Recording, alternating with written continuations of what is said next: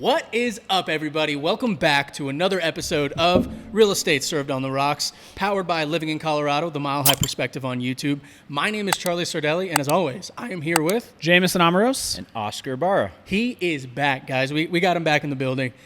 Glad to be back. I'm glad to be back with you. Just been a little busy with work, but I'd rather be here. Yeah. We spitting today. Oh, yeah. We're going for it. And as always, guys, we're three Colorado-based realtors, and the reason that we do this podcast is specifically to arm you, the consumer, with the best information possible because this market's crazy. And we do that while enjoying some fine bourbon. And again, episode 38, guys. That means this is our 38th bourbon. 38th bourbon. Some would call us alcoholics. I say connoisseur. Yeah, what 38 bourbons. I mean, it's come not on. like we're doing it all in one city. Yeah, I don't think sommeliers get this kind of rap, No, right? no, If a sommelier goes, oh, this is my 190th bottle of wine, they'd be like, wow, you're an expert in your field. We say we drink 38 bottles of bourbon, and it's like 38 bottles of bourbon on the wall, and we look like alcoholics. Hey, no, they- we are connoisseurs. They spit it out. we are connoisseurs. We drink them. We drink. We drink. Well, yeah, we don't that's spin the waste. cup and throw it in. No. Yeah, that's waste, man. We're all about saving the planet. That's okay? right. Come on. That's No right. waste. Zero You guys, waste. don't forget, we post our audio every Friday, and our video posts on YouTube between Monday and Wednesday every week, just depending on how fast I can get to it. Facts. So are we doing What Would We Do Wednesday? Ooh. Is that Or What do we think Wednesday? what do we think Wednesday? Yeah. What do we think Wednesday? And guys, what that means is on today's episode, we're going to do something totally different for you. We are just kind of doing a grab bag off the internet of some articles and topics because we're just going to share our opinions and we want to see what you guys think of them. Yeah, I think at this point we've all been, either in the industry. We've talked about this enough that we have an opinion, okay? And a lot of times we say it, right? We're not going to get political. And we're not going to do this, and we're not going to do that because we want to give you guys unbiased, factual information. But every once in a while, as articles and news and bad shit piles up, we just want to riff on it. Yep. And I think that today is what we're going to do. Are we going to do a disclaimer? The thoughts and opinions expressed by each of us is their individual. No, you know what? You know why we don't have to do that? Why? Because we're 1099 employees, baby. Damn right. Boom. We're We independent contractors. I can say what the fuck I want. You heard what I said. I do what I want. That's right. So guys, hang out with us today. It's gonna be less formulated than it usually we're is. not on doing our topic. formal today. I should have worn a tank top. But on that note, the first thing that I want to say, and this is a continuation from last week, if you're an investor or a wholesaler calling people from Hawaii, fuck you. Yes. Yes. Yeah, Agreed. that was a big one. Yeah. Right? Yeah. They're Fuck you. making it law that an investor can't go Good. down there and start Good. Fuck that. fucking Good. with Fuck them. that. As And it also, needs to be. hopefully you guys watched last week's episode. You guys hit those links and donated. If you did, we appreciate it. Yep. The people of Hawaii appreciate it. And I guess the only other thing, carryover, I would say, keep that same energy. Yes. Right? I was, it was actually interesting, and it was a post that I saw from somebody that I don't normally agree with politically or in any other fashion, but it was an interesting post. And it was, you had this war in Ukraine, and everybody was posting the Ukraine flags and whatnot. We haven't seen the same response for an entire town in Hawaii getting obliterated other than direct energy weapons, and it was the U.S. government. Okay, Try it, yeah. So do me a favor, just keep that same energy because we're going into hurricane season. Yep. And there's going to be some things happening, and there's going to be some towns and people's I lives think devastated. one just touched down in Texas this morning Well, that was or yesterday. a tropical storm, I think. Okay. I'm talking like massive, major hurricanes. But again, regardless, right? California got hit. It was a deluge. Obviously, they're not prepared for it because they're SoCal, but they got a lot of rain. But just keep the same energy. So as you guys see these natural disasters, if it's not in areas that you guys are living in, reach out and donate or comment or bring light to whatever it is, not just Hawaii, not just Ukraine. Keep that same energy throughout the rest of 2023 because we Support each fucking other, need man. it, okay? Yeah, we need It has been a hard year for a lot of people, personally, professionally, in the market, real estate-wise. It's just been a hard year. Keep that fucking energy. I would venture to say that the last year after we've recovered, quote unquote, from the pandemic, was harder than the pandemic Dude, itself. it's been wild. Yeah. I mean, the pandemic, we just sat back. We got the checks. We didn't have to go to work. Bro, Now we're you dealing. You got checks? I was get working. checks. That's an article actually that we could talk Shit. about. Oh. I was working at Best Buy throwing a football in a parking lot, and people were yelling at me because they couldn't walk into a store. Yep. You know what I'm saying? So keep now, that energy. Now yeah, it's monetary. either way, I mean, right? Hawaii, you think Hawaii paradise, right? Right. No, there are people that live there. They're displaced. They're having a hard time. It's insane. And so, it's Hawaii. It's not like they can get a truck to drive No, across. yeah, the they no, can't no, go. Get to no. You know, if they have family in the States, man, that's a long Yep. plane ride. Yeah. You know. So Absolutely. keep that energy, guys. We're going in hurricane season. We're still in tornado season. A lot of things are happening across the United States. If you guys can afford to do it and support in any way you can, do it. Do it. Well, on today's episode, we're kind of hoping that there's a little bit of a redemption story going on, right? Okay, there is. Yeah, right? he says there is. There is. We're There gonna is. test it out. We're bringing old granddad back, but we're bringing the old granddad bonded. bonded. So 100 proof, 50%. Last time wasn't. It was awful. Toppings. It was awful. I feel a little out of the loop. I mean, these guys have been Well, collaborating. no, we did old without granddad. me, and We did old granddad with I'm you, like, Oscar. I need to catch up. Yeah, Yeah. that's why I was like, all right. Yeah, I so know this what's is the going on. redemption because I saw it. And here's the deal. This is my take, okay? And I'm going to give this to you before anything. If you go to a liquor store and you find a whiskey or bourbon for $20, this is the best $20 bourbon you're ever going to All have. right, that's how we're pretensing it. That is how we're Because pretending. $20, I mean, come on, guys. Larceny is at least 28, Exactly. 25. Yeah, That's a exactly. good bourbon. And larceny is 40%. This is 50. This is. All right, Jameson, tell us a little bit about what you found It's out. not a lot, man. Basically, so this is of the lineage of Jim Beam, which is also the lineage of Basil Hayden's. So it's an old bourbon. Booker. The picture is of actually one of I want to say Cecil Hayden just because it sounds right, but it's a Mr. Hayden of Days Gone By on the cover. Not a lot of, I mean, the thing doesn't even have a website, right? Like, Does there's it? not a ton of information on it, but it is a Jim Beam lineage bourbon. Okay. That has been around for a long time, and there's 3 different versions. There's the Old Granddad that we had the first time, which was the 80 proof. Mm-hmm. Old Granddad Bonded, which is what we're having today, and then Old Granddad 114, which is 114 proof. So I don't know, man. That 135 proof that I had a couple weeks ago, I get it. I understand higher proof, but no. no, Have you ever had Copper Sky? yeah, I regretted that, dude. I like had the Copper 126 Sky. Copper That's Sky. 146. I did not like it. I like it. Yeah, I didn't like See, it. it It was was- too much heat. I told it on the podcast after I got back, but we had a group of like six guys who drink bourbon and drink regularly. Everybody who poured that, there was only 3 of us, or no, 2 of us Yeah. really, that finished the pour. What was it? Oh man, It was a weird name. yeah, It was very I specific. got a picture of it. I'll It was we'll talk 100, about it after. but 130. What it was was it? 135 proof. 135. And it was like Again, Booker's is 127 to 126. Yeah. And that's hot. Yeah. So That is this hot. supposedly has a hot start, smoother finish, a milder finish. But again, it's $20. Okay, $20. I like it. Every time I see this liquor store, I'll have it on hand. It's just like my bourbon. It's almost like the label and the color of the bottle yeah. is like I have PTSD from it. I know, from the brown bag? Yeah, from the brown bag, because I'm looking at it and I'm just like, I don't know. I'm just saying, bro. Just And try all it. I can all right? say to you is Just you're try it. welcome. All we gotta do is this. Just cheers, and we'll Just see cheers? what The happens. brown bag Okay? episode. Sounds good. Cheers, guys. Sounds good. Cheers. Kampai. All right. Let's see. I'll be honest with you. It's hard. It's hard on the nose. It's hard to sniff through the burn. It is harder than us. Hard to sniff through the burn. I mean, I'm getting a little bit of sweetness, a little bit of fruit, Whoa. but it's definitely singeing the nostrils. Mm-hmm. I can smell the sweet, but it is. Yeah. It's It's potent. almost the only thing that comes through. Dude, I'm just sip it, okay? Just sip it. You guys are definitely getting the feel this episode of what it would be like for us to just sit in Oscar Jameson's basement drinking some bourbon and talking. It's not peer pressure. It's just your turn. We'd be a little less PC if that was even a thing. We'd be like, dude, shut the fuck up and drink. yeah. Old Granddad says, "Don't be a bitch." Sipping Okay. it down. Let's see. God, he didn't fight in the Civil War for you to just nitpick a whiskey. All right, I'll give it to you. That the burn from the nose was not. It dissipates. It's It not. Burn from the dissipates. nose has nothing to do with the sip. No, I not know. at all. That's very surprising. I know. Yeah, and okay, all right, I mean, there's a sting, but not I mean, a burn. I will say definitely first sip. I like it because of the fact that it's sweet forward and the sweet is what maintains through. Yep. As I would say, I could probably say that some bourbon drinkers that consider themselves bourbon drinkers would think that this was a bit too sweet. And I bet if you put 1 or 2 drops of water in it, it'll be a completely different bourbon. Absolutely. Oh, I did the whole aeration test. Oh, you with did it? some Elijah Craig. Yeah. It does. It Opens it, changes it. It takes the burnout Okay, completely. gonna have to do it. It does change it. Gonna have to do it Again, $20. for 20. I mean, especially compared to a bottle of a Jack for 22, 21. I could see it. I But can't again, sip Jack. Like, Yeah. I mean, Jack belongs in Coke. I tasted this next to Jim Beam, which is like 28, right? This is better.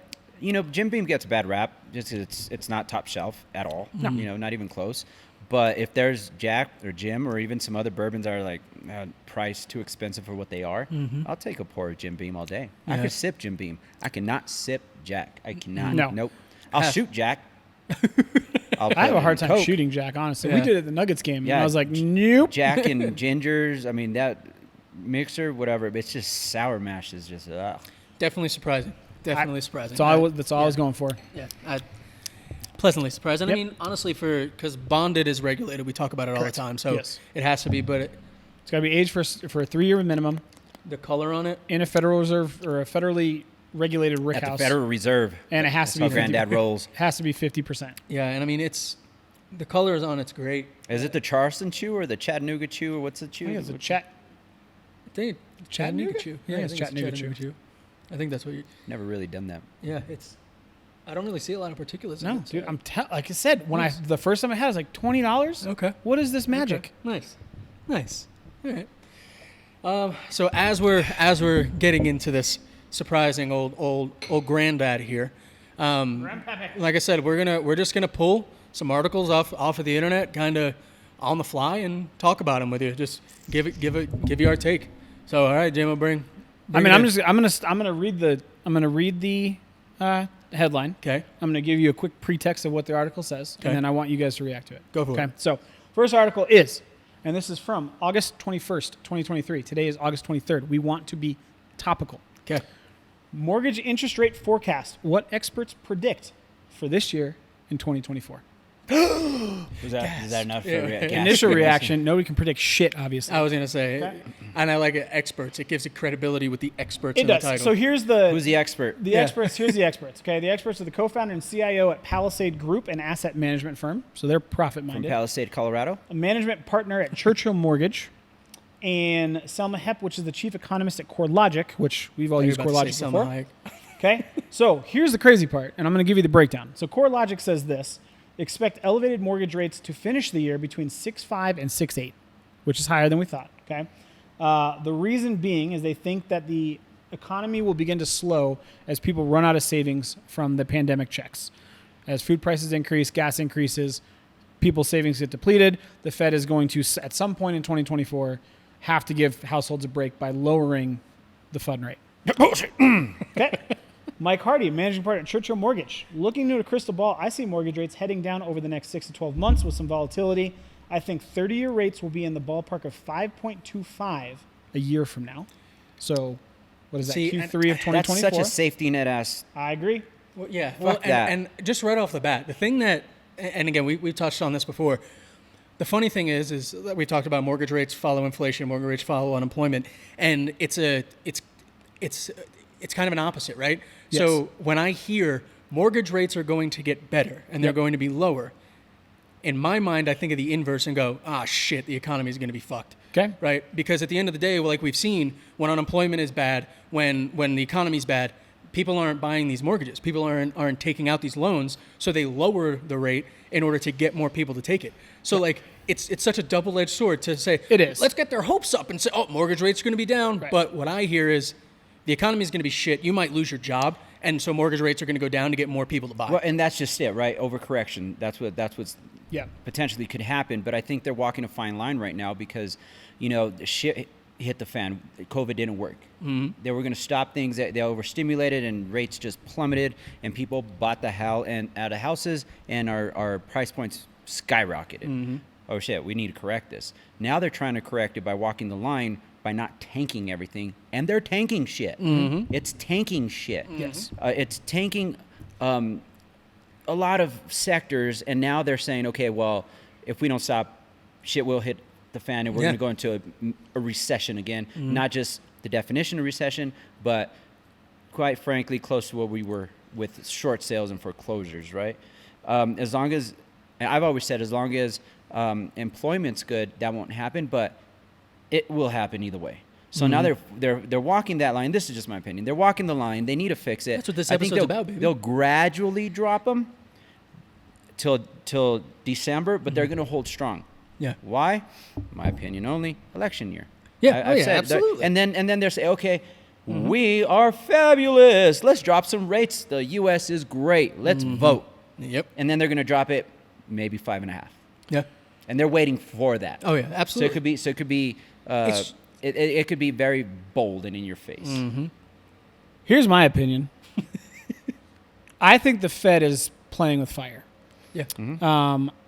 Every bit of research I've done has said that anytime during a tightening cycle, right, or quantitative easing, whatever the fuck you want to call it, it takes anywhere from 12 to 18 months for one rate hike to fully permeate the economy. So they can say, okay, we hiked the rate 0.5 basis points or 50 basis points, 0.5%.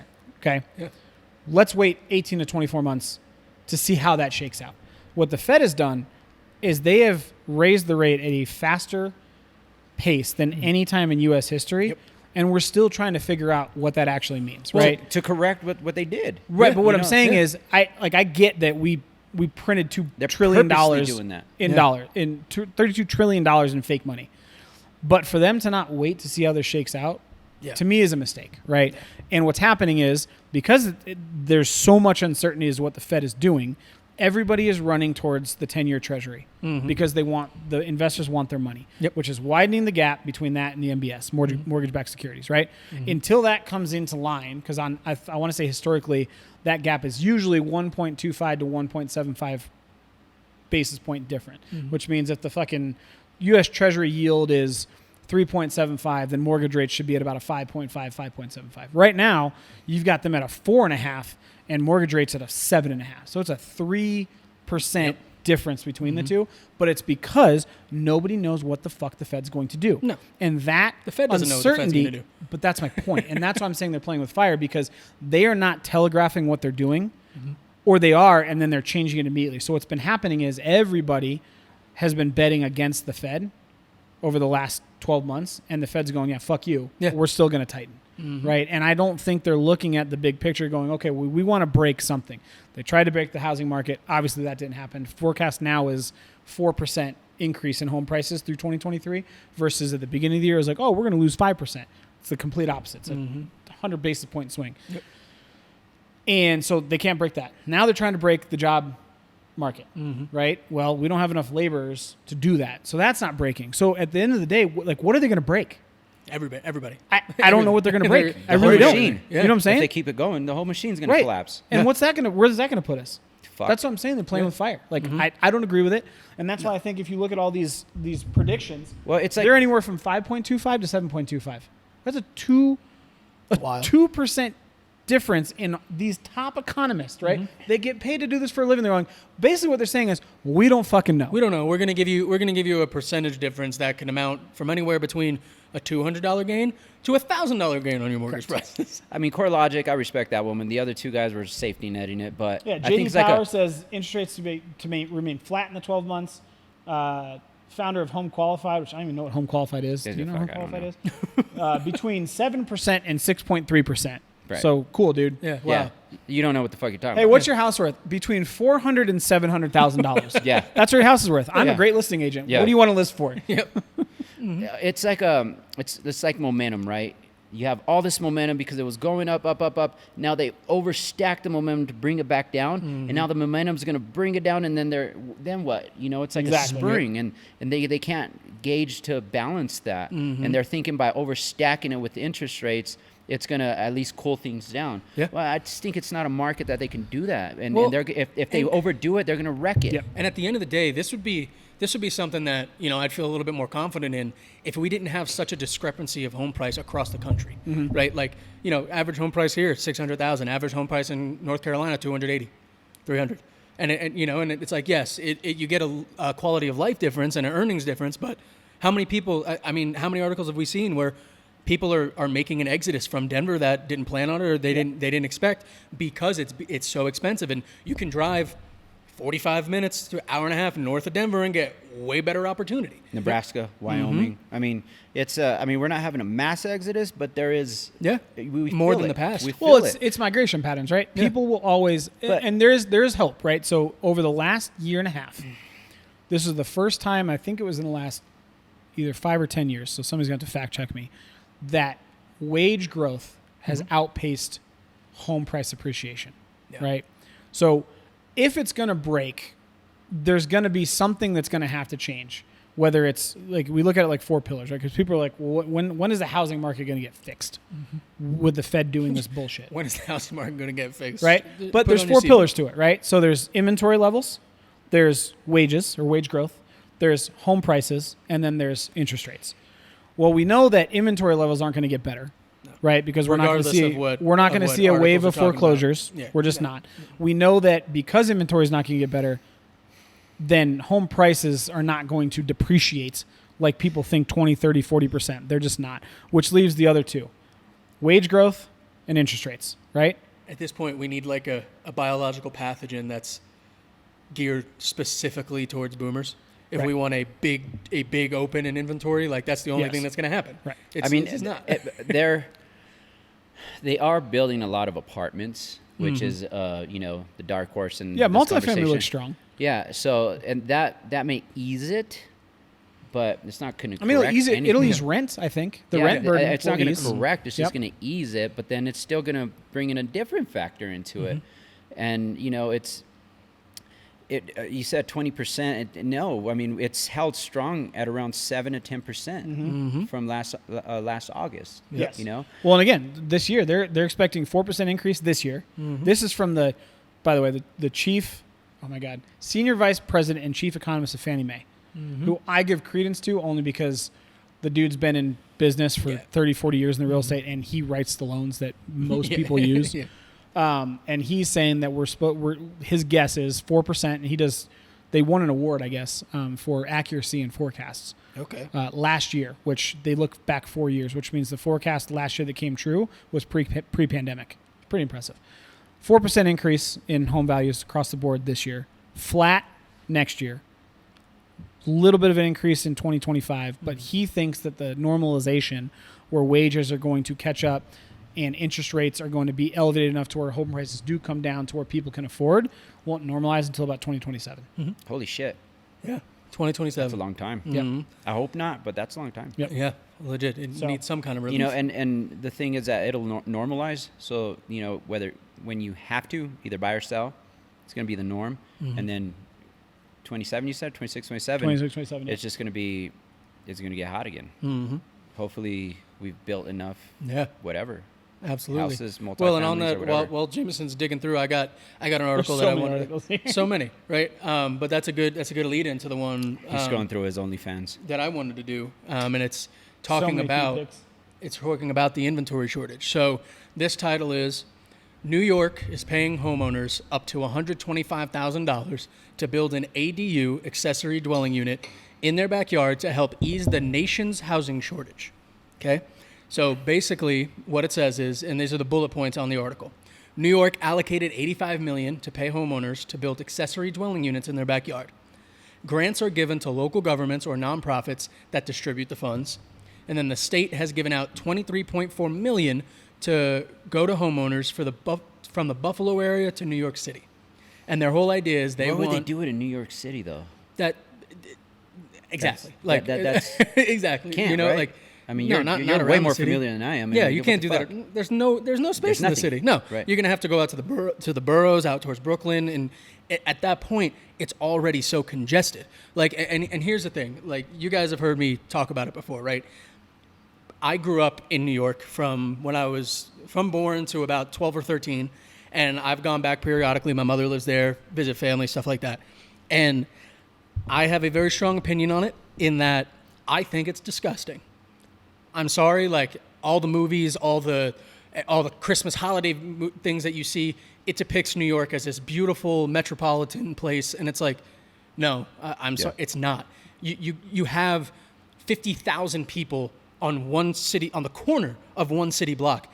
it's just not doable. And what you're telling me is you want to stuff more people into that? There's more people in that city than the whole state of Colorado. Yep, exactly. And it's a fraction of the size of the state of Colorado. Yep. And I agree with you 100%. I like it because it's the architecture and all that stuff, but you are 100%. When I went the first time, I was like, whoa. Broadway's some back alley. Because we went to go see Chicago, and I was like, this is Broadway? Yep. You know, and we went to Rockefeller Center, and you know that was Times Square. okay, but you know it is nasty. Yeah. It is nasty. And see, like, I can definitely see areas, but like Buffalo, Rochester, those towns and places, I can see it. Which is crazy because Buffalo's not that big. No. But I mean, they got that's a football exactly team, what I but mean. they're small. The fact that they're getting to the point where they're paying homeowners to put ADUs in their backyard. Okay, so that's it. That's what they just started doing. What about transportation? What about transit? How do your taxes deal with that? New York has one of the highest tax rates in the country, and so now are you gonna tax those people? Are they gonna get a tax cut? How does that work? What about the people living in the ADUs? What kind of rights do they forfeit for living on somebody else's land? Transit. New York doesn't have traffic. What are you talking about? Yeah, no, not at all. But it's like those small little things come to mind for me. And like, what are you talking about? Nice shoes, by the way. Sorry, Thanks. just saw them. I should have worn mine. I don't see it working in any kind of a way, specifically because people already don't want to be around other people. Like, the reason you buy a house is to not worry about running into other people. Again, it's that momentum. They're stacking it over here to kind of put it down, but they're overstacking, not knowing what the hell. Yeah. Right? They're just blindly doing it. Absolutely. Or I don't know. Maybe they do have some kind of formula for it, but I mean, for me, I'm looking at it like, what the fuck are you doing? Well, so I think that the ADU idea can confront two different problems, right? Rent prices or home prices. Shit didn't work here though. We've been Well, trying to it push did, that. but we Well, we're doing only did it micro shit for the homeless a now. single right? county in Yeah. Denver County, right? And we weren't giving necessarily incentives. We just opened up zoning. Well, Denver to allow County is it. probably one of the only ones that can do it because, Correct. I mean, Yes. no other county has alleys. Yeah. Well, it's you not know? even alleys. They were allowing it on the lots, but the difference is Can you do it in Highlands Ranch? I mean, can in Douglas County, there's certain areas you can. you? Well, yeah. Well, Just but depends that- on the acreage. but that- But my point is, if you're going to do it for home prices, I don't think it works. Yeah. Right? I don't either. Because what ends up happening is the cost to build an ADU, and I just looked it up. So San Francisco, average cost to build an ADU, accessory dwelling unit, again, I think we already went over that, but regardless, is anywhere between $500,000 and $700,000 to build one, which means if I am getting $125,000 from the state of New York to build one, my $700,000 construction cost now costs me $575,000. Okay. So I'm $575,000 into this project. I, as a homeowner, want to make a profit. So I'm going to now sell it for Especially if somebody's living right. in my I backyard. want to, and I If want to say, anything, I it's want going to to say your improve your standard, land value. right? But the point is, like, if I'm running a business, right, our margin on average, you want to have 20 to 30% margin. What's 30% of $575,000? You're gonna have to do that one. It's like $180,000. Okay. Right? Call it $600,000. 30% is $180,000. Whatever. So you had now 600 plus 180. Now I'm selling it for $780,000. So now all I'm doing is in that specific area, I have just jacked the price per square foot up double. Yeah. Right. So now I could buy, I don't know, a 1,700 square foot something for $890 or $900, or I can live in somebody's alleyway for $800. Well, and I love Right? I'll see if I can throw it up, but I love the picture that's on the article. It's literally a crane Yeah. just pulling over. So the ADU. the other piece of this is, okay, well, if it's not gonna make a dent in housing price, it just won't. No. Right? There's not enough people. It won't make it then in I mean, inventory either. Aurora has off of Colfax a lot of lots that can. Correct. I mean, they could build duplexes on those things. Right. Yeah. But But, they don't. ADUs are different. So then Right. the flip side of that is, okay, well, let's attack rent. Right? So what do you need for rent to come down? You need more options More. and more vacancy so that you decline rent. Okay. That works in and of itself. Okay, but let's take Denver County. So what you're telling somebody in Denver County is, hey, build an ADU, rent it out so that we can attack rent prices. Right. That's And- fine and in here's principle. all the steps we're going to throw on you. But if I'm a homeowner, do I have $500,000 to build one unit to collect maybe after I pay my loan, like whatever the construction loan is on it, I'm going to net or cash flow $200 a month. It's definitely not an investor profitable No. scenario. It's a goodness of my Band-Aid. heart. It is a It's Band-Aid. a goodness of my heart Actually, to no, try to do this. It's not even a Band-Aid. No. It's a fucking Paw Patrol Band-Aid on a 4-year-old in a pool It's an act during of goodwill. summer. It does not work. It's a way for them to go, hey, look what we're doing to ease the thing that we caused. But that's but Denver like- County. Yeah. Right, but the They've been problem doing is a lot you're of now bullshit that doesn't work. You're now relying on individuals, Yes. right, to act altruistically, which normally I agree with. They're passing However, on the responsibility to the exactly. everybody else Yeah, yep. instead of them Not trying only to the, fix the it. responsibility, but like, dude, if it's going to cost me $500,000 to provide rent to a single family, I'm sorry, I don't have those funds. No. I'm not going to do it. Even if you pay me $125,000, now I still have to come up with $375,000. Still don't have it. Still don't want to finance it because if I do rent, I'm going to make $100 a month. In which case, let's do the math. How many months do I have to rent that out to break even? How about you make a program for the 3,750? What? No, Or no, okay, so they're 37,500 throwing months. it to the general public. Why? Because the general public, all right, I'll try it because it's not their wheelhouse. Correct. Why didn't they try that with the contractors? Right. Hey, we'll grant contractors, this money. Go build it for cheaper for people. Yes. Because contractors Yes. aren't going to do it. No. Right. Because business, right? It's But business. money. That is, and I think, Oscar, you touched on it, and I think, to me, that is the answer. If Yes. we're talking about inventory, what the government, U.S. government and state governments need to agree on is they need to agree to give tax benefits to developers to build affordable fucking housing. Yeah, but real That's it. Okay, but to that point, real affordable housing, because what you see now is a lot of places are saying, "Hey, we're building affordable housing," but then it is at the top tier of what affordable housing is. Right, but that's because they're not getting Yeah. the tax breaks. And I'm the saying if programs you they have bring- now are fucking stupid. I did not go through with the ECTL program. Yeah. Right. It didn't work. And this doesn't need to be TCL. This I know, literally but- needs to be. I agree with you. I'm saying it needs to be like you got to go talk to Richmond, Yes. Lennar, Meritage, et cetera, and go. Here's the deal. And make it easy for the general public. I need you guys to build townhomes and condos, preferably townhomes because condos are a pain in the ass to qualify for. I need you to build townhomes that have the same amenities as a $2,700 a month apartment complex. Yep. But I need you to sell it between $200,000 and $300,000. And I understand you're going to take a hit because material cost is up, labor cost is up. So what we're going to do is we're going to provide you tax breaks to do so. Yes. And we're going to stipulate that you have to build a certain amount within a certain time frame. And here's the big piece: you are not allowed to sell it to investors. I think or yeah. just You know what I mean? Or it has to be, or it has to be But income, who makes, income specific, who makes right? the HUD laws? Government, right? Right. So why don't you build the condos and make them HUD accessible? Right. Take that guideline out so people could buy them. Yes, agreed. I think the ADU Work on thing it. is a fucking Band-Aid. Yeah, That's absolutely. And Well, it's a headache and it's a mess. Well, it's and not only that, for the landowner. And think then when about- they go to sell, what the fuck? Well, you think know? about, and here's the back end too. Think about how much government power it has to take to do something like that. And what I mean by that is New York, California, Seattle, and now even here in Colorado, Boulder just did it. You now have to organize and get your government together to vote over your current housing laws and procedures. So now you have to get the government organized enough to come in and agree on what they will allow, how many people they allow in, how many buildings they'll allow to be built. So now you're months back because you have to get people to vote to override the current things in place. And to them, it's a headache because it's state by state. You want a hot So take? it's going to be different That's what we're state doing by today. state. So here's a hot take, okay? If you talk about basic human needs, what are they? Shelter, Bourbon. food, and Bourbon. and community. So add in health, Yeah, healthcare, yeah. and oh my God, clothing, right? Okay. So during the pandemic, it was a national health crisis, which is a basic human need.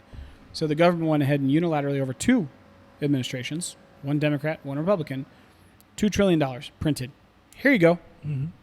And then all of a sudden came up with all these programs, PPA programs and COVID response relief programs and distributed vaccines and all that The kind of bullshit. PPs. Okay? But what they did was they did it kind of unilaterally. Said, here you go. Yep. I would argue that as affordability continues to get worse and human shelter, unfortunately, right? And this is, again, a hot take. It's a commodity, right? Because you're not going to build your own house out of sticks and mud in the Amazon, right? You have to pay somebody to build your shelter. It is what it is. Passport to get to the Amazon. Right? And people are like, I can't believe that, the housing is capitalistic. It is what it is. If you guys want to build it yourselves, you guys can just buy the land and start sawing wood. Go homestead. Right? Just is what it is. Same with shelter. But however, it's a bunch of YouTube channels on that. Yeah, exactly. At some point, though, I think the affordability piece has to be looked at by the U.S. government as a crisis. It is a crisis. And if that becomes the case, then I believe that there should be an ability to unilaterally act and go, this is what we're going to do. Oh, be careful. Be careful, Jamison. You're talking about the S word here. No, I'm talking tiptoeing about around the S word. No, I'm saying it because so many people complain about affordability. But if I do say the S word and go, okay, well, what if the government just provides housing? No, that's socialism. That's what I mean. Okay, that's what I mean. Cool. Go get a better job. I can't. Well, you can if you want to. Right? Go build your house. I can't. Go build your house. You could. You don't want to. Yeah. Go sew your own clothes. You could. You don't want to. So there's got to be some sort of balance and conversation. Give and take. Right? The ADU thing, I get it. I want to sew my own clothes. I just don't think it's. I will. I just don't think it's sustainable. You didn't put that fancy ass shirt together yourself? No, I want to though because I kind of want to design. But anyway, I think the ADU was a cop out. It was. We're gonna leave this in your hands. Yep. Fuck no. You do something about it. Like you said, put us here. incentivize the contractors, the guys that know what the fuck they're doing. The general public's gonna be like, okay, I'll try it, and then they lose their ass off, and then we're back to square one. Incentivize the contractors, maybe provide some fucking land for them to build on. I don't know. Yeah. Don't just pass it on to the public. You are the government of the people. Well, you need to work for the people. And if the stimulus regardless checks, whether you're Republican or Democrat. if the stimulus checks were any precursor, you just say give it to the people. What happened when the government gave $1,200 to the people? And went out and bought TVs. And then you said basic needs, right? Yeah. What do you do when you do a P&L? Food, lodging. You got to throw in entertainment. I mean, we're not fucking animals. No. So you throw everything in there. You need all of those factors to be factored in, right? Yep. Again, they gave stimulus checks out to the people. It didn't do shit. No. It didn't do goddamn shit. No. And then people just didn't go back to work. Yep. And then there we had another fucking problem. So they need to just hunker down, figure this out, use pawns that know what the fuck they're doing, like contractors, if that's what they want to call them, pawns. But if you're playing chess, you don't just toss it out to the checkerboard. No. You do what's right and what's going to actually matter long term, because the ADU is just like, okay, let's see if that works. Short term, nope, scratch it, let's go somewhere else. With the contractors, all right, it's going to go long term. Let's see how it progresses. It might be an up slope or a down slope, but it'll be gradually. But we need to maintain. If you just give it to the people, that's not going to work. Yeah, no. It's been proven that the people cannot manage themselves accordingly. I mean, eventually, what is the adage? A room full of monkeys would write Shakespeare if given like 1,000 years. Yeah. Like it would work eventually. We don't got 1,000 years. A lot longer. All right, you got the next one tallied up? Yeah, this one's totally off the cuff. I was just scrolling, right? I had one that was going to talk about affordability, but I feel like it was a little depressing. I'll give you guys the article title. It basically just means that the average American is spending 43% of their income on mortgage. And it goes back to the affordability, which talks about inventory, which I think we've kind of beaten a dead horse. So let's go for it. Here's the one that I'm picking. Texan builds a stunning passive house that uses 75% less electricity and makes him money. Claims it's the best way to build. And essentially, it is a way to construct a home that is hermetically sealed, uses air purifiers, solar panels, etc., to the point where his utility bill is 75% less than any other house. Okay? Once he adds the solar panels, he's actually net positive, which means he can now share power with neighbors and gets a refund back into his pocket. What's the price tag on the house? The biggest part of this is the cost premium to build a house like this is only 5% more than a normal cost. Interesting. So why are more people not doing this? Because Excel Communications will send a hitman at you, and there's no business in it. Yep. Because the energy companies will not take it. I mean, look what the hell we've been going through here with Excel. All right, and then let's get a little conspiracy theory here. Love it. Automobile industry. There's been patents that have been put out there, and oil and gas buys them and fucking trashes them. What about the dude who made like the water powered car? Yeah, it disappeared. That's a true thing. Yeah, it's 100% true. Mm-hmm. Hydrogen power exists. Yep. There's no money in it. Mm-hmm. Zero. Yep. You I know? mean, look at Tesla. Tesla spent his whole life poor because razors. Yeah.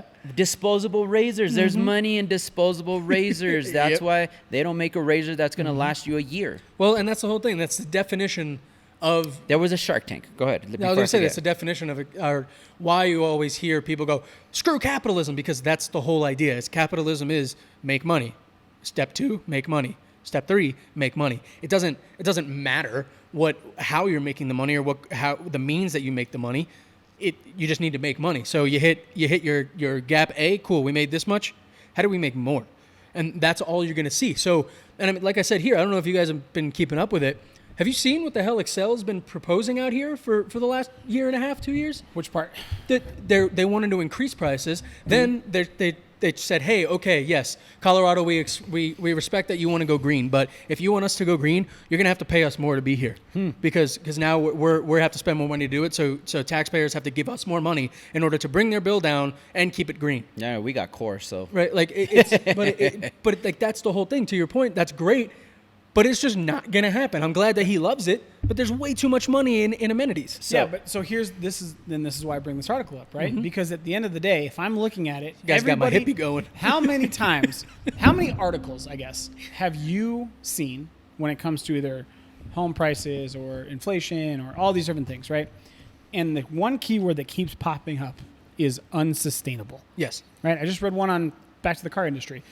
Current car prices are unsustainable. Right, because people are just not going to be able to afford it with the interest rates. Mm-hmm. Well, when we talk about it, and we touched on this last week with the whole insurance thing and the climate change, right? At some point, we're going to have to get together and understand that, yes, you can make some money, but you can also give up a little to sustain society as a whole for a longer period of time. You know what I'm saying? The conversation even comes around. Why are we, the United States people, suffering when the corporations have put up record-breaking profits over the last 3 years? I'm sorry, and please call me Democrat, call me hippie, whatever the hell you want to call me. Like, I don't care, but there is no reason, no explainable reason that these companies are putting up these profits and we are all still suffering. People can't buy cars, they can't buy houses. It does not make sense to me. So this is a perfect example, right? So this company, and I want to throw this out there because I'm going to give them a shout out. I liked your article. You did a great job selling me on it. Forge Craft Architecture and Design. They're based out of Texas, Austin specifically. Mm-hmm. I'm a huge fan of Austin. You guys' real estate market is fucking insane right now, but crazy. Great city, fantastic city. And it is known to be kind of the blue dot, on the precipice of futuristic. Yes, a blue dot, but I'm just like they're very progressive in other areas, not just political, right? Yes. Mm-hmm. In my head, if it costs a builder and they can use these principles 5% more to build a house, a Richmond home, Lennar home, Meadows home, whatever, right? So now the premium's on me as a consumer. Okay, I got to pay 5% more. So on a $600,000 house. 10% $60,000, 5% $30,000. I got to pay $30,000 more dollars. Mortgage payment wise, it's nothing, right? Yeah. $5 for every 1,000, so 5 times 30 got $100 is $150 ish. Call it $200, $250. On the high end. Call it $250. Tell me you're a real estate agent with 7%, right? So say I have to say, you know what? I'm going to spend $250 more a month on this house, but I'm going to get 2 benefits. Number one, my utility bill is going to be cut to 0. Mm-hmm. Okay, I'm sorry. $300 a month. I was going to say, what do you pay? $300 roughly between more or less, gas and water, right? So let's take water out of it because water you're going to pay for. No, hell no. Let's not take water. No. I went home and I was like, who the fuck's running? I'm saying take water out of it as in like if that's always going to be an expense unless you have like rain buckets and you're collecting water and you're zero illegal, which is illegal. But if you do, fucking stupid. Exactly. How dare you try and reduce your costs? Insane. But let's say you take your electricity and your natural gas bill down to 0, right? Mm-hmm. You're saving at least $100 to $150, especially in the summer. Natural gas as well? When you're AC. Yeah. Damn. Mm-hmm. Well, because if you think about it, right? If everything I got solar panels running electric and I have an electric tankless water heater and I'm running everything else, right? So let's say, okay, I'm going to pay more, $250 more. I'm going to save $100 or $150. But because I'm net positive with my solar panels, I can actually get paid to supply electricity to other people and pay the grid. Mm-hmm. Now I'm getting paid. I'll take the $250 hit, but it's not an option. Yep. Right? Mm-hmm. Like Yeah. that's a problem. Mm-hmm. It is a problem. I agree. And Yeah. what they're doing, and they're to not touch- doing anything crazy. All they're doing, really, if you think about it, Sealing. they are sealing the house. Seal it. That is what they are doing. So they're using a higher grade insulation. They're using a little bit higher grade building materials. It's my basement, by the way. Right? They're adding solar panels. And they're adding an air purifier. Yeah. Because obviously if you have a hermetically sealed house, you need that Their right? circulation. Which then means their HVAC is more efficient, their heater's more efficient. Like all of that. 30K, fuckers. Like I'll do that all fucking day long. Mm-hmm. So to touch on two things. One, painkillers, right? Purdue Pharma. Yep. They were talking about, oh, we're gonna bankrupt. Oh my god, and they're freaking out, but they're billionaires. Mm-hmm. They lose $1 and they freak the fuck out. That's just how it is. Yep. And then to touch on the other subject is, there was a Shark Tank episode that I was walking by, my 13-year-old was watching, and there was this woman that It's a good 13-year-old to have watching Shark Tank. I like it. yeah, he has, business-minded. but he has some weird ideas and perspectives on Hey, it. that's what sells You know? these days, man. There's people like I sent you the link. Yeah. There's Oh, the yeah. And I AIs watched going it on. for like 20 minutes straight. Thank you very much. I'll never get those fucking 20 minutes back. And it was just weird to me. I was like, I Right? can't believe this, and I just couldn't stop. Stop watching. Yep. And she's like, oh, I like it. Thank you. I like it. Thank you. And I was like, I've been here for 20 fucking minutes. I'm Why am about I to doing burn my this? phone. So anyway, this woman made a shoe for women that had interchangeable heels, right? The shoe itself was going to be like $200, and then the heels were going to be like $20, $30. Half the guys on there, obviously Damon from Fubu, whatever, Yeah. he's a clothing expert. He ended up taking her idea for 75% or 70% of her business. And she went with it, right? Yeah. Because he said, look, you have no distribution. I have everything. Understand that with this concept, I'm going to have to do a lot of work. That's why. But I am going to show you. So she actually benefited because she's going to go with someone that's uber successful and learn. Her business is now his, but she's going to learn. So she paid for that, right? And the but the networking rest of the guys opportunities were alone. like, no. In this country, someone that can afford $200 is going to buy numerous pairs of shoes. There is no point. money in that because as a shoe manufacturer, I don't want to sell a product that is going to last you more than a month. Yep. Or a year. I want people to come back and buy more. That's sustainable. Yep. And that's the capitalistic American way. Yep. What can we do to keep our product being bought? Well, case in point, look at the Apple, one of the virtually the largest phone producer and supplier in the world. 2 years ago, they went through litigation and had to do a huge payout because it was proven that they throttle their phones after a year and a half, 2 years Fuckers. to force people to buy a new phone. Like that's capitalism. That's making money. That's the only Is way it it true can that go. the United States is probably one of the only ones that use Apple primarily? The rest of the world is Yeah. Samsung or something The else? rest of it was Yep. probably Huawei Yeah. and LG. Yeah, Huawei, for sure. Yeah. We got I mean, I got a kind of fun one. a fun one. All right, Yeah, I we got a thought the new last name. one was pretty fun. You guys let me go Well, on no, my this hippiness is for a little bit. This is for the TikTok group.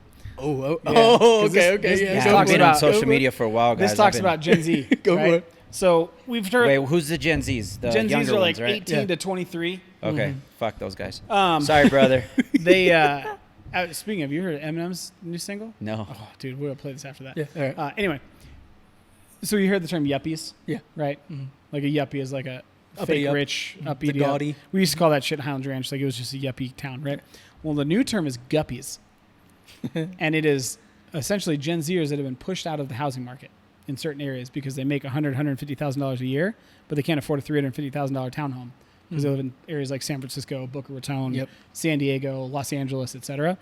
And the article is basically saying that right now what they have to do is they have to tap the bank of mom and dad to either get as a cosigner, down payment assistance, equity transfer of Jeez. houses. Obviously, it's because they're buying all that avocado toast. All right, dude, you know what? Fucking I'll tell you avocado what. toast. Shit, it's expensive. Yeah, man. Delicious. You get Very avocado expensive. toast, it's $4 a toast. You eat it 5 days a week. That's $20 times 52. I mean, Well, shit, guys. but then that's you look at it, that's- $2,500 again, that's- a year. $2,500 a year. That crazy. is why you cannot afford a house. My client needs a home. We went affordable housing, ECTI, whatever the hell the acronym is. She Elevated makes- land trust, blah, blah, blah, blah, blah, blah, blah. Fuck you guys. Yeah. Sorry, I hate that but shit, dude. call me. We'll hash it out. I'll give you a hug afterwards. But for right now, fuck you. She makes about $45,000 a year. Mm-hmm. It's only her and her little daughter.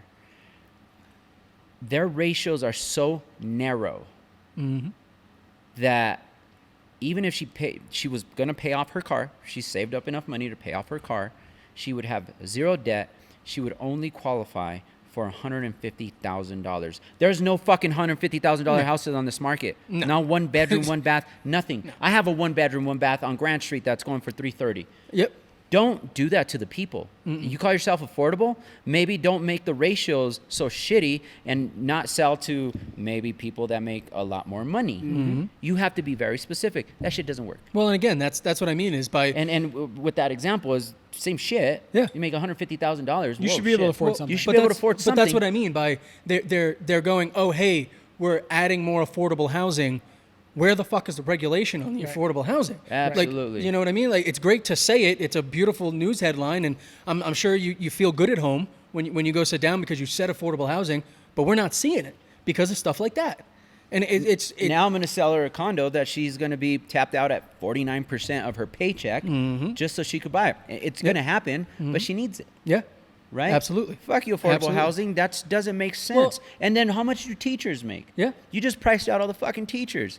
You know? Well, and not only that. Law enforcement actually got a bump and raise, but teachers got fucked. And on top of that, to your point, you know, that article says, oh, Gen Zs are taking money from their parents. You see the articles of young millennials, Gen Zs don't want to start a family. Young millennials, Gen Zs are now going to living with friends in order to afford a home.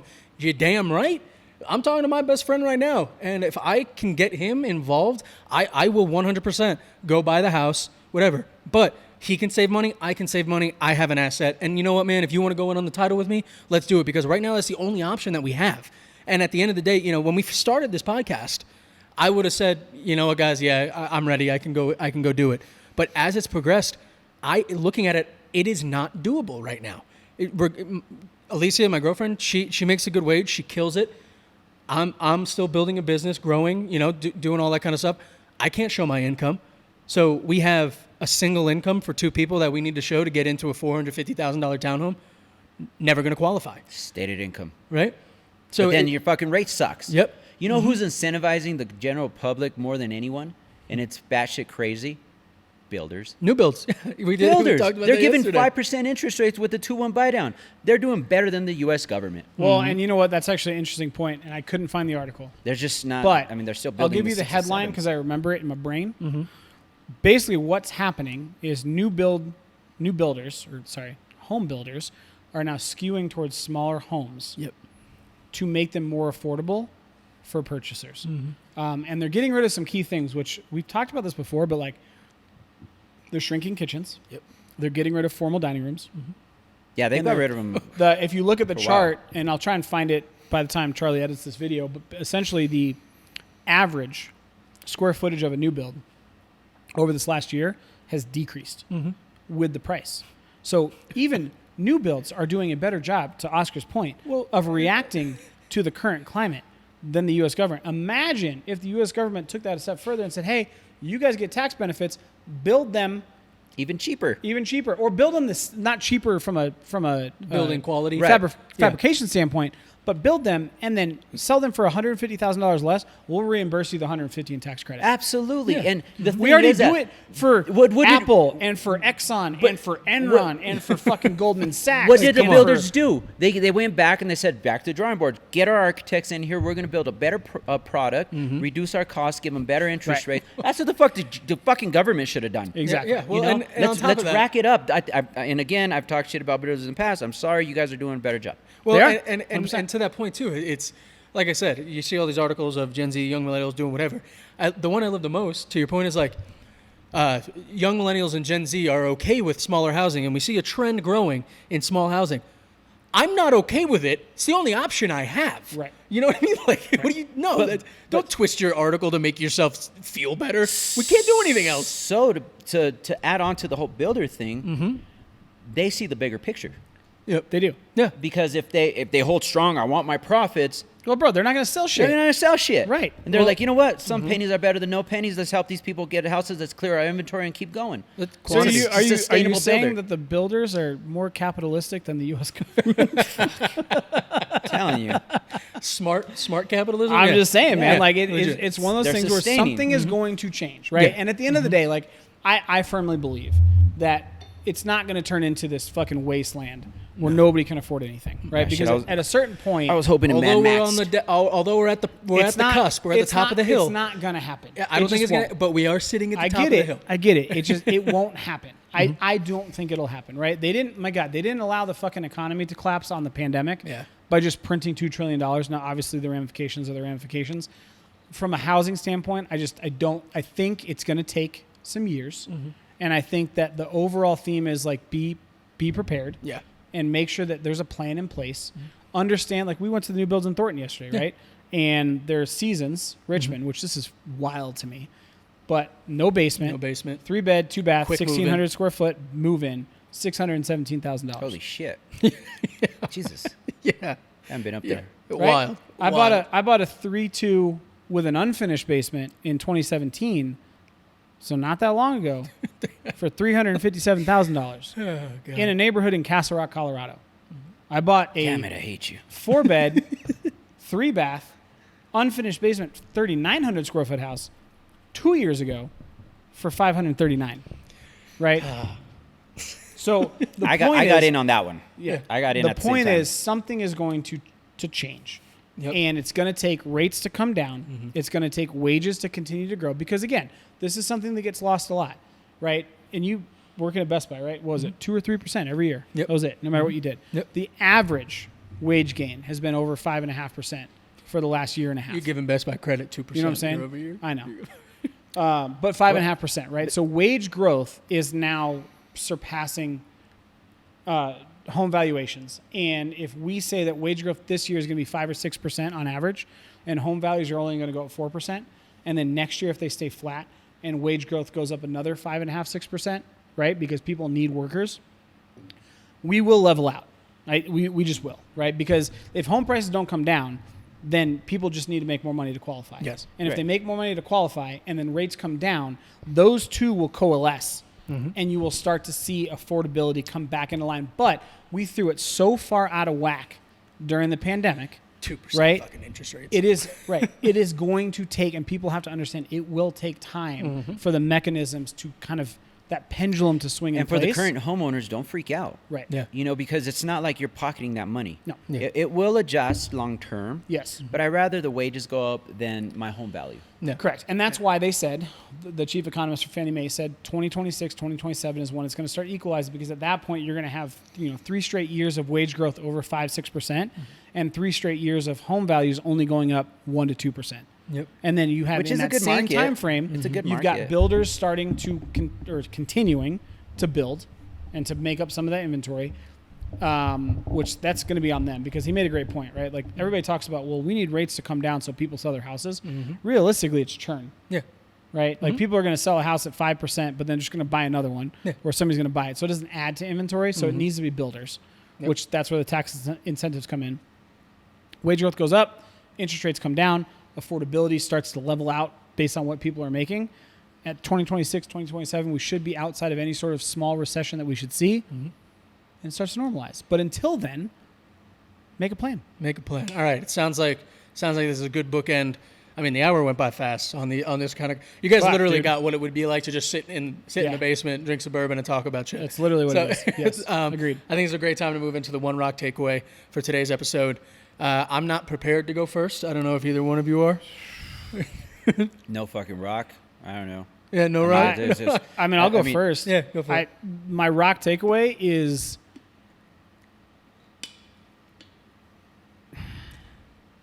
I'm trying to think of like an all-encompassing one. It's hard. I'm gonna go back to a common theme of mine. Look big picture.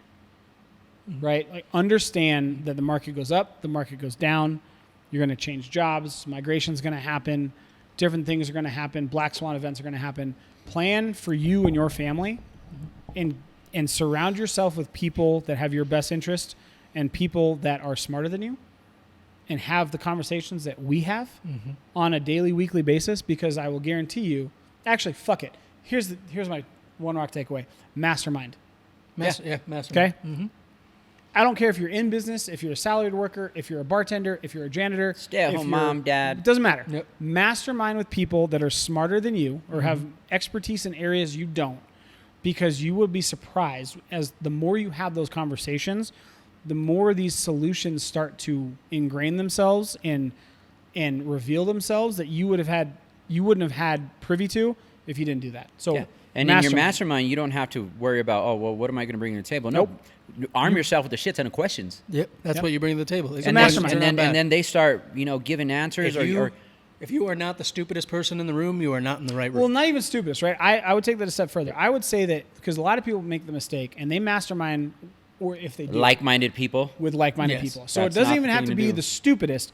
Get yourself in a room with people with different perspectives, different opinions, different backgrounds, and you'll be surprised. I was talking to Charlie before the podcast started, right? And I do a lot of research on real estate and business investment and the market and all sorts of different things. I've started to branch out and listen to podcasts based off of history and ancient history and maybe some scientific, biological... Aliens? Whatever, right? I'm listening to one on communication right now. Yeah. Phenomenal. Just something different that is outside of my normal comfort zone. And what I've found is I start to make these pattern recognitions in between things that I would initially think are like completely unrelated, but then allow me to see opportunities that I wouldn't normally see if I didn't branch out and become uncomfortable in an area that I'm not necessarily interested in, right? So do that.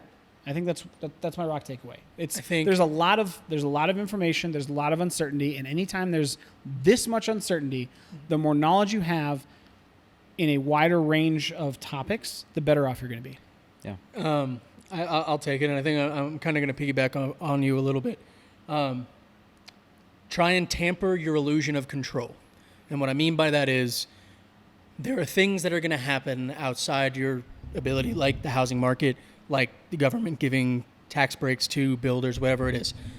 To Jameson's point, preparing for yourself is the best thing that you can do right now, because if you position yourself to try and prepare for what the government's going to do, you're going to be ill-prepared because you can't control it. You can only control what is in your own power and your own understanding. So, that's my one rock takeaway. I'm going to say don't rely on the government.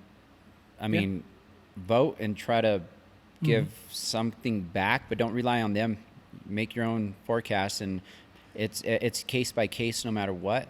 So prep yourself, and not one thing. It's not just one thing. It's all kind of intertwined, but look at the whole monster, because you tweak this is going to get affected, right? So don't rely on the government. Don't be freaked out by the government. Look at your own situation and assess. Yeah. You never know what piece of information that you learn is going to help you in the future. Yep. And too often people just silo themselves and go, this is what I know. This is what I'm comfortable with. These are all the people that also know and are comfortable with the same things. I'm comfortable in my algorithm, and I'm not going to leave it. I feel validation because I'm around a bunch of people that think the same way. You never know, right? Like, this is back to the point. And this is a client relation thing, right? I start listening to ancient history podcasts, and the one I'm listening to right now is about Attila the Hun. Super fucking interesting, by the way. You never know. In my case, my job is to connect with people. I may connect with a client, and the only reason I beat 8 other agents out is because I know something about Attila the Hun, and he happens to be a history professor at whatever college, and we connect. That now gives me an opportunity, right? Now that's a business opportunity, but the same can be said for any other type of opportunity in life. That's it. Yep. But what is it? Jack of all trades, master of none? Yeah, but I think, yes, I know. But a lot of people take that in a negative way. No. I don't think it is. No. Right? Especially not in today's society. You should have a master of something because you want to be able to contribute to those groups. Like my mastery is real estate and communication. Like that's what it is, right? But I'm a jack of a lot of trades in different topics that I can have conversations with people about and carry on and build relationships outside of my vein of my profession. Me and my buddy call it, we have the chameleon ability. You place me in any social element, I will thrive. I'll find somebody, I'll be able to talk about any topic, but that's because I keep myself open to it, right? Exactly. Just like you're saying. I think this is a good time to move into the bourbon review.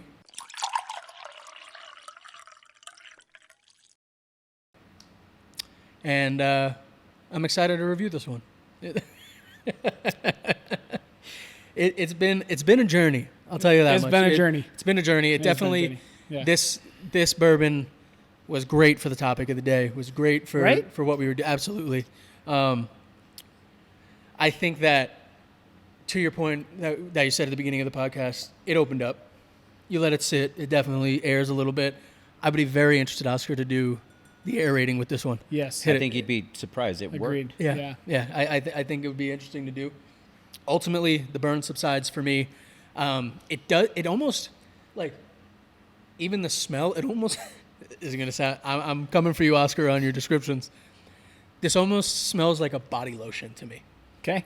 Like it has a sweetness to it, but then it has like some kind of a pungency. Yeah. I got you. You know, like it's. Yeah, I can see that. Like you're walking into Bath and Body Works. Yeah. But if Bath and Body Works is funded by bourbon connoisseurs. Yeah. That's kind of what I get now at the end of the episode. Flavor wise, it opens up. It does. The nose still burns. Yeah. That doesn't go away. It keeps the burn. It keeps It the does. burn. But it Not does in the open up. taste. Well, don't forget too, the one thing that we did not mention, this is a high rye mash build. Correct. So that I think that's why the burn is so forward. Yes. And it doesn't taste like a high rye. No, but I will give it credence to the fact that the burn hits, subsides, and then for me, like I said, this just carries sweetness. Mm-hmm. I don't know, like I said at the beginning, Which is also rare of a high rye mash. yes, Right? But Like, I think that's what gives this its drinkability. Is it claims bonded. It's a high rye mash, but you guys thought I was bullshitting. it's still sweet. I will say that this one definitely. You guys suck, man. My ADD, it's hard when you guys use words that associate with music or bands. You just go for it. Your brain Credence, takes I was off. like, Clearwater Revival. And then I was like, oh, Susie Q. So while you're talking, I'm listening to Susie Q, and I'm like, what the fuck did he just say? I hate you guys. I mean, the flavor didn't develop more, Right. but it got easier to taste. Yes. The flavor stayed there, though. Yeah. It's not a complex Yeah. No. bourbon. But it's a. I'll give you my little tidbit. It drinks well. It's not a $20. You know, you drink a $20 anything, you're like, oh man, this tastes like a hangover. Fuck. Yep. I mean, it sips well. Yeah. It holds its own. Yeah. I call it a against fire higher. pit bourbon. Yeah. Yeah, all day. Yep. Absolutely. I Or call it. patio I'm bourbon? just at home chilling bourbon. Yeah. Patio Yeah. bourbon. Yeah. I call it a patio bourbon. Well, and this is a cocktail bourbon. Yes. This is Oh, at 100%. $20, Yeah. fuck, you know me. I'll make a cocktail out of Pappy Van Winkle. I don't give a shit. Yeah. But yeah, at $20, you can get really creative with Yeah, this. and The higher proofs work better for cocktails. Yes, and I started doing this the last couple episodes, but as far as the feeling of it, you know, as you get through, for $20 for what it is, I think that if you compare the body feeling, the head feeling after you drink one or two, 1.5, whatever it is, this one is a lot cleaner. 3. It gives you. It does not make you feel sluggish. It doesn't slow me down like a Jack would, like a low level Jim Beam would. Jack slows you down? Oh, yeah. Man, that amps me up, man. I mean, like Take a couple shots of Jack, I'm ready to go. Well, I'm ready to go energy wise, but like thought It wise, amps me up as in I run the opposite direction of anybody does. No, I see what you're saying, though. It keeps the conversation going. Yeah. exactly. Yeah. You're not. There's been some bourbons that there are some bourbons that we had that I was like, I'm fucking drunk. I need to sit here for a couple minutes. What did you say? Yeah. Absolutely. Yeah. Absolutely. Well, guys, I think that as far as a rating goes, only because we have had some of the higher tiers on here. Oh yeah. I'm gonna give Old Granddad Bonded a 5 to 5.5 for me. I am being persuaded by price. Okay. I'm gonna give it a 4. Okay. For $20, that's a solid 4. Yeah. I have 2 ratings. Okay. Bourbon by itself, and we're in an Apple store and there's no price tags anywhere. 5.5. Yep. The fact that I can get this between $20 and $25, I'll give it a 4.5. Yeah. I'll give you that. just to me again, I just can't. Like if you go to the liquor store and you go to the very bottom shelf, Yes. any of that shit Yeah. for the same price, it just doesn't compare. So Any of that shit run. Yeah. Yeah. This one's good. Right, 4.5. But otherwise, if you just take it at its face value, 5.5. We need to have Rittenhouse So yeah. and Yes. compare it to this Yeah. because it too is $20. Yeah. And it's a rye, Mm-hmm. but it drinks well, and that's Okay. what I make my man hands Yeah, with. my other thing too is a the good one to flavor make, man. surprises me for a 100 proof Yes. $20 bourbon. Rittenhouse is also Right, because 100 in my head, Let's do it. in my head, I go, okay, somebody makes a 100 proof $20 bourbon. Their goal is to fuck you up, Yeah. right? Yeah. To me, this does not scream that. This means, No. hey, pour it over a rock, dude. It opens up even more. Yeah. Splash water, whatever, and you can actually you can enjoy it, right? You're not going to sit there and say, I want a shot of old granddad. Well, It's not the conversation that the folks at Everclear said. Yeah, they're exactly. going to enjoy this shit. No, we're gonna Everclear fuck was like, some bro, people I up." want to get drunk, but I also need to drive my car home, and I have no gas. Can we come up with something that's going to do both and not kill me? so I think that old granddad redemption story here today. Love For it. sure. For Love sure. it. I like it. Hey, and for the Good home pick. buyers, you will have your own redemption story in the next 2 to 3 years. Yes, that's right. Just hold out. Prepare for Hold yourself. out Yep. unless you have to, and then let us make And the call best. us. Yeah, Yeah. let us make the best decision for you. Absolutely. Speaking of, Oscar, where do they find you, man, if they want to find out more? Oscar the Realtor across the board. No, Twitter kind of kicked my ass on something. X? X. Fuck X. It's okay, it's I don't going even down use it anyway. anyway. I'm not So it's on either. OscarTheRealtor.com. Oscar at Oscar the Realtor, all that stuff. So across the board, I'm Oscar the Realtor. Cool. You can find me at That Lifting Agent, Instagram, TikTok, and Charlie Sardelli on LinkedIn and Facebook. Yep. I got Jameson Amros, LinkedIn and Facebook. Otherwise, the Colorado real estate guy on everything else. Threads, X, Twitter, All the OnlyFans, socials. whatever, All the dude. I don't even socials. know. And guys, on that note, like Oscar Twinkle said, if you Told guys J-Mo. have any questions or recommendations, places you want us to go, whatever it is, please feel free to reach out to us. You can get in contact with us via email at resotr@themilehighperspective.com or give us a ring. Phone number also works with text messages, 303-578-0263. We'll put it down Yep, below. it's on the screen for you guys. Text It's in is the best description. because I always miss the phone call. Yep. Yeah. I'll get the text. Yeah. Yep. But guys, thank Like, you so follow, much. and subscribe, guys. Yep. One thing I will say, if you are listening to this and you find value, give us a review. Yeah, give us a rating. Give Or us if a you rating. hate it, let us know. Yeah, tell us what you want us to Let change. us help us spread the word, or say that we should We need shut the fuck three up. more, guys. 3 more subscribers to hit the 100 I mark. know. So thank you for showing Century. up, everybody who subscribes, follows. We appreciate you more than you know. Yep. We're here every week specifically for you guys. So on that note, cheers. Hope you Cheers. have a great bourbon yourself this week. Cheers, guys. Cheers.